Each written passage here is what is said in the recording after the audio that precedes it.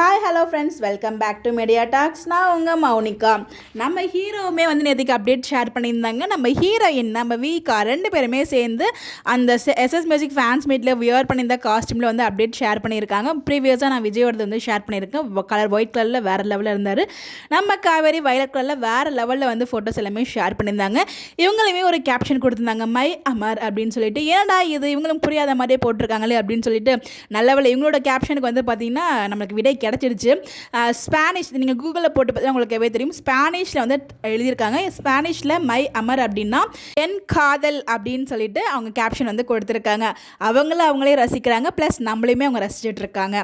So நம்ம எவ்வளோ அவங்களுக்கு லவ் கொடுத்துட்ருக்கோமோ same equal amount of love அவங்க நமக்கு கொடுத்துட்ருக்காங்கன்னு தான் சொல்லி ஆகணும். ஸோ ரெண்டு பேருமே ஒருத்தவங்க சலிச்சவங்க கிடையாது. வேறு லெவலில் நமக்கு லவ் கொடுத்துட்ருக்காங்க, நம்ம அவங்களுக்கு லவ் கொடுத்துட்ருக்கோம். இது எப்பயுமே நம்ம கண்டினியூ பண்ணோம். ரெண்டு பேருமே பியூட்டிஃபுல்லாக இருக்காங்க. காவேரி இந்த வயலட் கலர் ட்ரெஸ்ஸில் செம சூப்பராக இருந்தாங்க. ஸோ அந்த பிக்சர் அன்றைக்குமே வந்து பார்த்தீங்கன்னா உங்களுக்கு ரொம்ப ஆப்டாக இருந்துச்சு. இந்த ஒரு கலர் ரொம்ப ரசிக்கிற மாதிரி இருந்துச்சு.